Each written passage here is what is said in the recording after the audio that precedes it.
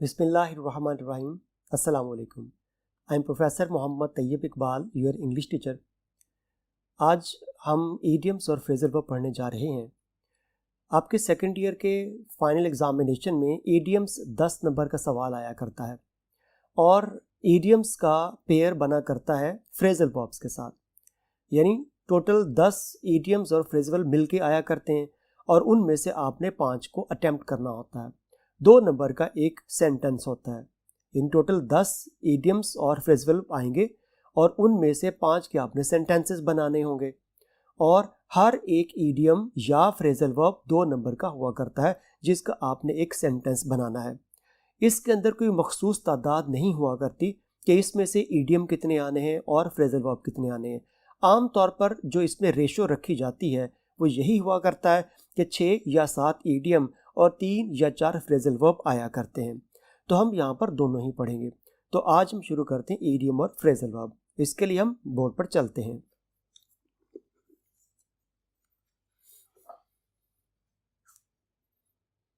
अब हमारा आज का जो टॉपिक है ईडियम्स और फ्रेजल वर्ब का, इसमें हमने 1 से लेकर 35 तक ईडियम्स पढ़ने हैं, जैसे कि हमने बोर्ड पर लिखा हुआ है कि 1 से 35 तक हमारे ईडियम्स आ जाएंगे और फ्रेजल वर्ब में एक्ट, बियर और बीड, ये 3 हम फ्रेजल वर्ब पढ़ेंगे। तो अब हम रीडिंग शुरू करते हैं। ईडियम नंबर 1 है अ ब्लाइंड एले। अ ब्लाइंड एले, एले वैसे कहा जाता तंग तारीख बंद गली को। अ ब्लाइंड एले का मतलब भी यही हुआ करता है, एक बंद गली। Corrupt politicians have put Pakistan into a blind एले। उन करप्ट पॉलिटिशियन जो सियासतदान थे, उन लोगों ने पाकिस्तान को एक बंद गली में धकेल दिया। यानी ऐसी सूरत हाल में पाकिस्तान को धकेल दिया है जिसमें से निकलना आसान काम नहीं होगा। नंबर 2, एम एट, निशाना बांधना या किसी पर निशाना लगाना।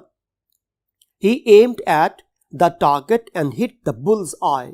उसने निशाना लगाया और एन, अब यहाँ पे 2 ईडियम हो गए। पहला हमने एम्ड एट पढ़ा और दूसरा यहाँ पर बुल्स आई। बुल्स आई का मतलब होता है कि जो आपका टारगेट है एन उसी टारगेट पर लगना, उसी जगह पर सही अंदाज में निशाना लगाना। तो दोनों का मतलब क्या हो गया, सही सही निशाना लगाना।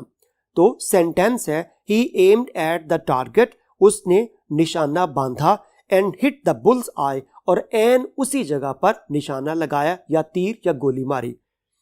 नंबर 3, एट हैंड, करीबी होना, पास होना, नजदीक होना।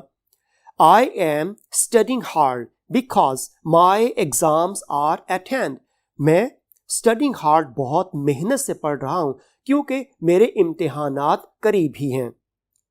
Number 4, a man a word, वादे का पक्का इंसान। ऐसा शख्स जो कहता है उस पर अमल भी करता है, तो उसको कहा जाता है मैन अ वर्ड, यानी अपनी बात पर अमल करने वाला, वादे का पक्का शख्स। You can trust him because he is a man of his word. तुम उसका एतबार कर सकते हो, क्यों? वो एक पक्का, यानी कि जो भी वादा करता है उस पर कायम रहता है। तुम उस पर एतबार कर सकते हो क्योंकि वादे का पक्का शख्स है। नंबर 5, अ ब्लू स्टॉकिंग, अदीब औरत, पढ़ी लिखी औरत भी कह सकते हैं। Hajra Masroor is one of the famous blue stockings of Pakistan. Hajra Masroor Pakistan की अदीब औरतों में से एक है। Number 6, a bone of contention. Bone of contention, लड़ाई की वजह, फसाद की जड़ जिसे कहा जा सकता है। कोई ऐसी चीज, ऐसा शख्स जिसकी वजह से 2 लोगों में लड़ाई हो जाए। अ बोन ऑफ कंटेंशन। सेंटेंस है इसका, the division of property became a bone of contention between the 2 brothers. कि वो डिवीजन ऑफ प्रॉपर्टी, जायदाद की तकसीम, दोनों भाइयों के दरमियान में लड़ाई की, झगड़े की वजह बन गए। Number 7, above board. Above board को अगर जाहिरी तौर पर भी देखें, ऐसी चीज जो बोर्ड पर लिखी हुई है जिसको हर कोई देख सकता है, तो इडियोमैटिकली इसको देखा जाए तो अबव बोर्ड का मतलब हो गया ऐसी चीज जो बिल्कुल वाजे हो। तो अबव बोर्ड शक व शुबा से बालातर या बिल्कुल वाजे कोई बात। The honesty of the holy prophet peace be upon him was above board. Honesty, ईमानदारी। हज़रत मोहम्मद सल्लल्लाहु अलैहि वसल्लम की ईमानदारी बिल्कुल वाज़ेह थी कि मतलब उनकी ईमानदारी पर बिल्कुल भी कोई शक ना था। नंबर 8, अ कर्टन लेक्चर, बीवी की झड़क, बीवी की डांट डपट जो खावंद को पड़ती है। अ hen-pecked husband often receives a curtain lecture for being late. hen-pecked husband often receives, एक ऐसा खावंद यानी कि जो बीवी से डरता हो, डरपोक किस्म का, जो बीवी की हर बात मानने वाला हो, उसको hen-pecked husband कहते हैं। receives a curtain lecture for being late, देर आने पर उस खावंद को अपनी बीवी से बहुत ज्यादा डांट पड़ी। Number 9, a far cry from। a far cry from का मतलब होता है बहुत ज्यादा फर्क होना, वसी तफावुत। तफावुत भी फर्क को ही कहा जाता है कि दो चीजों में बहुत ज्यादा फर्क होना, वाज़ेह फर्क होना। डेमोक्रेसी, इसको डेमोक्रेसी नहीं पढ़ना आपने। Democracy is a far cry from dictatorship. यहां पर दो किस्म के निज़ाम हुकूमत का लिखा गया, पहला डेमोक्रेसी और दूसरा डिक्टेटरशिप। तो डेमोक्रेसी में क्या होता है कि मुख्तलिफ सियासतदान मिलजुल कर हुकूमत करते हैं, जबकि जो डिक्टेटरशिप है उसका मतलब हुआ करता है कि एक ही शख्स पूरे मुल्क पर अकेला हुकूमत करता है। तो democracy is a far cry from dictatorship. जमहूरियत का डिक्टेटरशिप के साथ बहुत ज्यादा फर्क है, जिसको डिक्टेटरशिप को आमरीयत कहा जाता है। जमहूरियत का आमरीयत से बहुत ज्यादा फर्क है। Number 10, a man of letters. Man of letters अदीब मर्द को कहा जाता है, जैसे हमने नंबर 5 पर पढ़ा था अ ब्लू स्टॉकिंग, अदीब औरत, और ये नंबर 10 पर अ मैन ऑफ लेटर्स अदीब मर्द को कहा जाता है। इन the world of science, a man of letters has his own place. Science की इस दुनिया में एक अदीब शख्स का अपना मुकाम हुआ करता है। यानी साइंस तो रहनी है, वो तो हकीकत पर मबनी बातें हैं, लेकिन जो लिटरेचर है उसके बगैर भी गुजार मुमकिन नहीं है। तो इसलिए इस साइंस की दुनिया में एक अदीब शख्स का अपना मुकाम है। Number 11, an axe to grind. अपने मुफाद की बात करना, अपने फायदे की बात करना, अपना उल्लू सीधा करना, यानी जहां जहां अपना फायदा हो वहां सबसे आगे मौजूद होना। Our politicians do not serve the nation unless they have an axe to grind. हमारे सियासतदान do not serve the nation, बिल्कुल भी कौम की खिदमत नहीं करते, अनलेस, जब तक के they have an axe to grind, उनका अपना फायदा ना हो। यानी जब तक सियासतदानों को ये नहीं महसूस होगा कि उनका अपना फायदा भी है, तब तक वो बिल्कुल भी कोई काम अवाम की मर्जी के लिए नहीं कर सकते, अवाम के फायदे के लिए नहीं करेंगे। तो इसलिए हमारे सियासतदान उस वक्त तक कौम की खिदमत नहीं करते जब तक उनका अपना मुफाद ना हो। दूसरी बात, यहाँ पे वर्ड अनलेस लिखा हुआ है। अनलेस बजाते खुद नेगेटिव वर्ड है, तो जिस भी सेंटेंस में अनलेस और अनटिल आ जाएगा उसमें हम बाद में दोबारा नो और नॉट इस्तेमाल नहीं कर सकते। Number 12, eight the 11th our, आखिरी वक्त पर, एन वक्त पर। Sarmad promised to help me but backed out at the 11th hour. Sarmad ने प्रॉमिस्ड, वादा किया, टू हेल्प मी, कि मेरी मदद करेगा, but backed out. Backed out भी एक ईडियम है, इसका मतलब होता है वादा करके उस वादे से मुकर जाना। But backed out at the 11th hour, लेकिन एन वक्त पर, आखिरी वक्त पर आके वो अपने वादे से मुकर गया।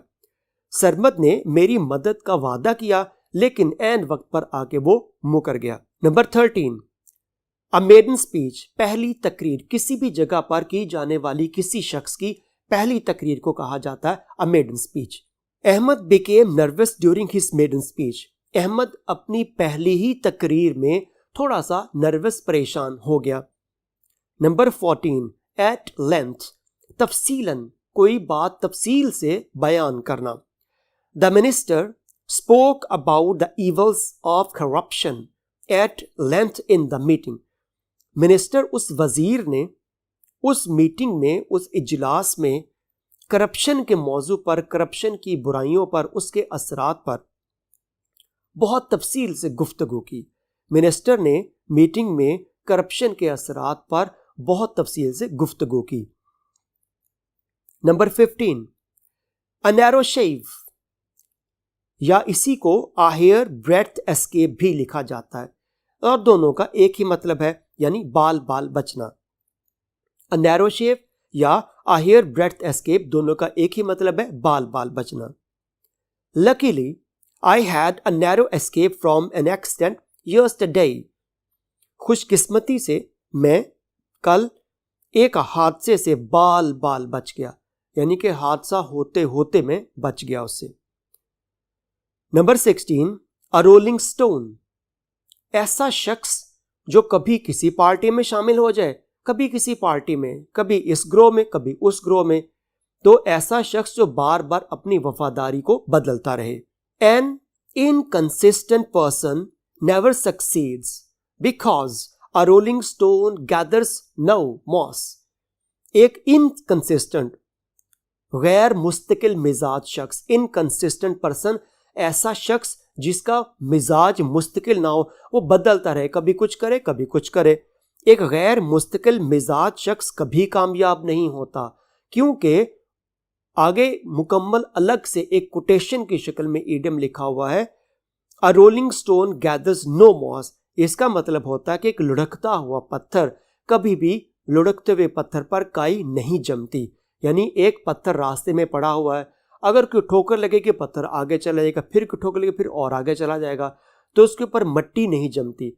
इसी तरह से अगर एक पत्थर पानी में पड़ा हुआ है और पानी बहता रहेगा तो उस पर काई नहीं जमती, वो पानी के साथ आगे पत्थर बहता जाएगा। तो एक लुढ़कते हुए पत्थर पर काई नहीं जमती या मट्टी नहीं जमती। नंबर 17, अ रेड लेटर डे, यौम मुसरत, खुशी का दिन। The 14th of August is a red letter day for the Pakistani nation. 14 अगस्त पाकिस्तानी कौम के लिए एक खुशी का दिन है। नंबर 18, अ डार्क हॉर्स, छुपा रुस्तम, यानी ऐसा शख्स जिसमें महारत तो बहुत हो लेकिन किसी को पता ही ना हो, और जब वक्त पड़े वो अपनी उस महारत का बहुत अच्छे अंदाज में इजहार करे तो उसे, उस शख्स को उस काम पर या उस कामयाबी पर छुपा रुस्तम, डार्क हॉर्स कहा जाता है।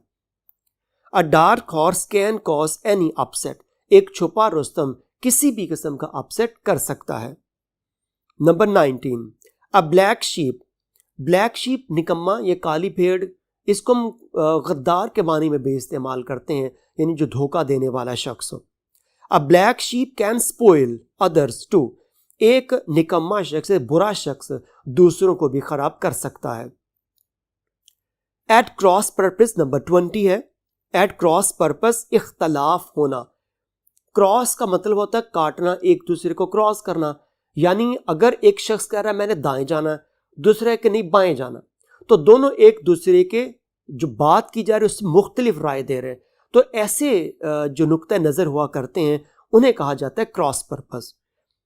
एट क्रॉस पर्पस, इख्तलाफ होना। I am sorry, we are at cross purposes in this matter, मैं माजरत चाहता हूं, इस मामले में हम बिल्कुल भी एक दूसरे से इख्तलाफ करते हैं, कि यानी कि हम एक राय पर कायम नहीं हो सकते, हम एक दूसरे से इख्तलाफ करते हैं। 21, एड इंसल्ट टू इंजरी, मजीद बेइज्जती करना, जिसको कहते हैं कि जल्दी पर तेल डालना या जख्मों पर नमक छिड़कना। Add insult to injury.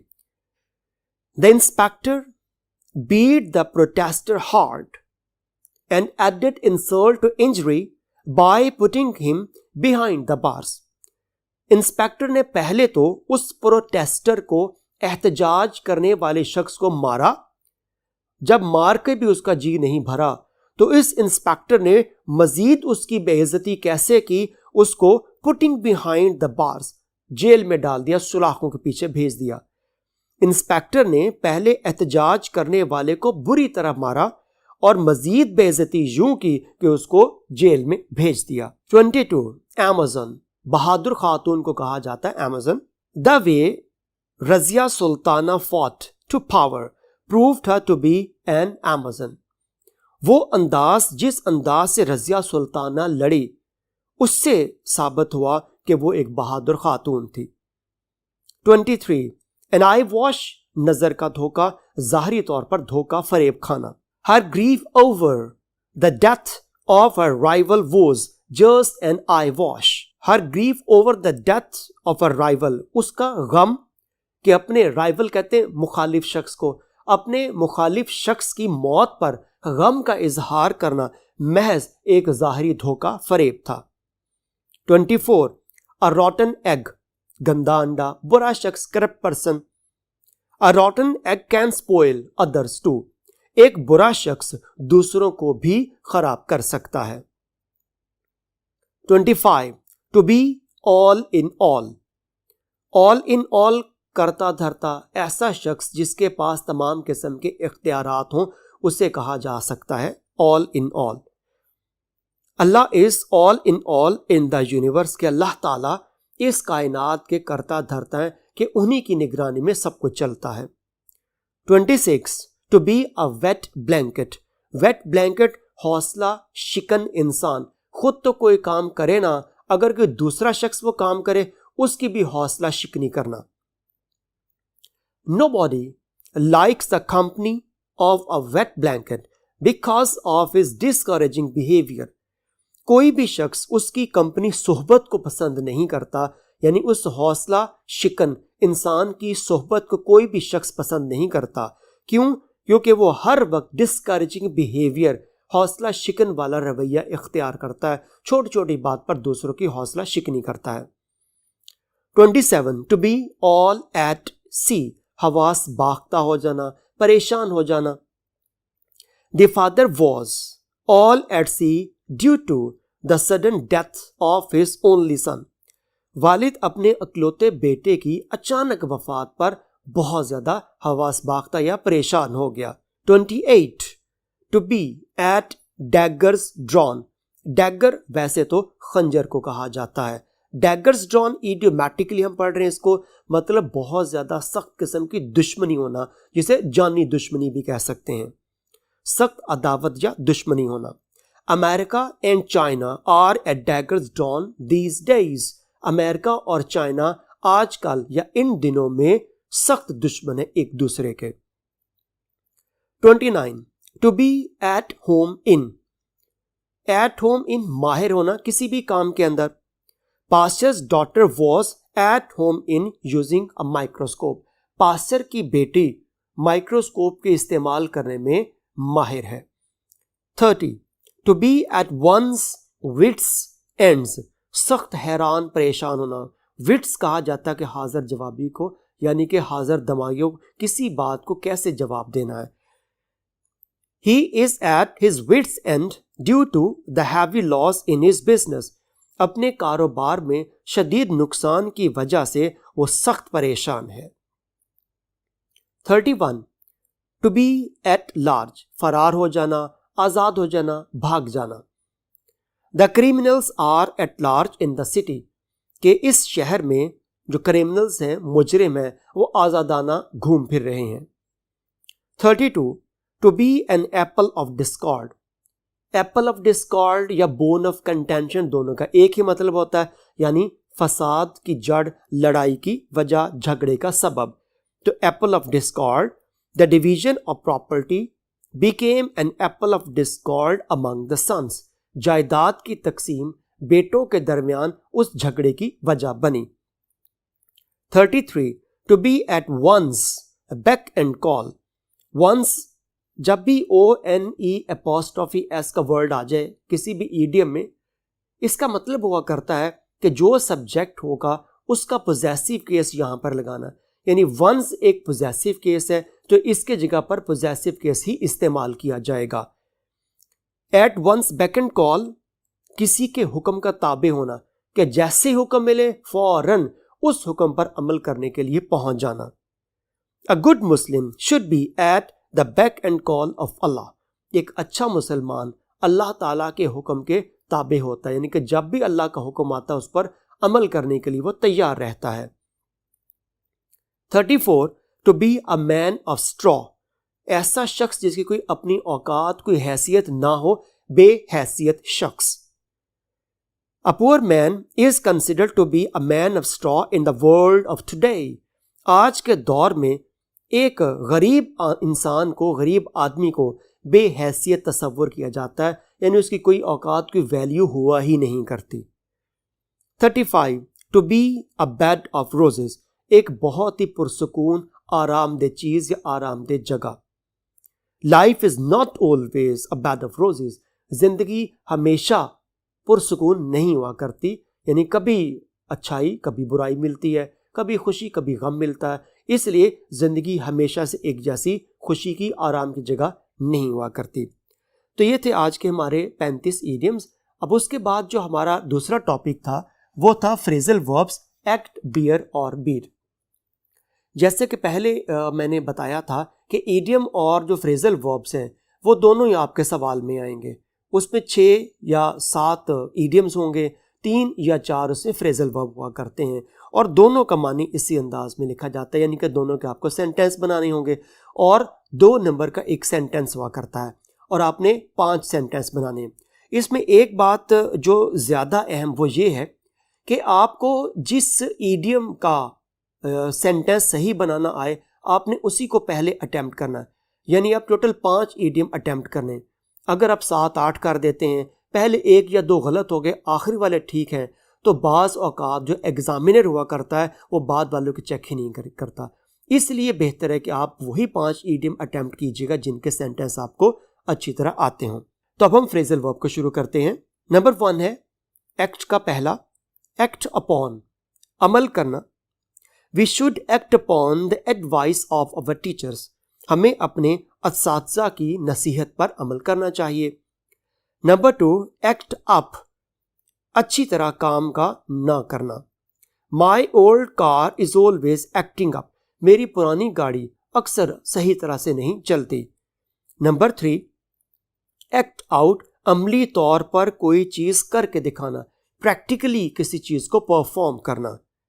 Some teachers act out in the classroom to make topics clear to the students, कुछ असातिज़ा क्लास में उस मौजू पर एक्ट करके दिखाते हैं ताकि तलबा को अच्छी तरह समझ आ जाए। उसके बाद है बियर। बियर का पहला वर्ड है बियर फ्रूट, कामयाब होना। Hard work bore fruit and she succeeded, her hard work bore fruit and she succeeded के उसकी जो सख्त मेहनत थी उसकी बुनियाद पर वो कामयाब हो गई। नंबर 2 बियर आउट, तस्दीक करना। Do you beer out the truth of A statement, क्या तुम उसके बयान, स्टेटमेंट मीन्स बयान, क्या तुम उसके बयान पर कि वो सच्चा है या झूठा है, क्या तुम उसकी तस्दीक करते हो, गवाही देते हो। नंबर 3 बियर अप, हौसला से बर्दाश्त करना, किसी बात को हौसले से बर्दाश्त करना। He boldly bore up all the difficulties, उसने बड़ी बहादुरी से तमाम तर मुश्किलात को बर्दाश्त किया। नंबर 4 है बियर विद, इसका मतलब भी बर्दाश्त करना, लेकिन दोनों अल्फाज बियर अप और बियर विद, इन दोनों में थोड़ी सी उसकी इंटेंसिटी का फर्क है, यानी किसी बहुत ज्यादा मुश्किल चीज को, तकलीफ को बर्दाश्त करना हो तो बियर अप, और अगर मामूल की किसी बात को बर्दाश्त करना हो तो फिर बियर विद लिखा जाता है। तो बियर विद बर्दाश्त करना, I cannot bear with you anymore, मैं मजीद तुम्हें ये तुम्हारी बात को बर्दाश्त नहीं करूंगा। नंबर 3 है जी बीट। बीट का पहला वर्ड है बीट बैक या beat OFF off, beat off, पीछे धकेलना, पीछे करना किसी को। अवर सोल्जर्स बीट बैक या बीट ऑफ द एनिमी, हमारे फौजियों ने दुश्मन को पीछे धकेल दिया। नंबर 2 बीट डाउन, खुचल देना। The government has beaten it's opponents down, हुकूमत ने अपने मुखालफिन को खुचल दिया या जेर कर दिया, शिकस्त दे दी। नंबर 3 है बीट अप, मारपीट करना। Ahmed's father beat him up yesterday for telling a lie, Ahmed के वालिद ने झूठ बोलने पर उसकी कल बहुत ज्यादा पिटाई की। नंबर 4 बीट अबाउट, इधर उधर तलाश करना। He is beating about his lost watch here and there, उसने अपनी गुमशुदा घड़ी इधर उधर तलाश की। तो ये था आज का हमारा टॉपिक जिसके अंदर हमने इडियम्स और फ्रेजल वर्ब पढ़े। तो नेक्स्ट टॉपिक के साथ कल मैं दोबारा फिर हाजिर होऊंगा। बहुत शुक्रिया, अल्लाह हाफिज।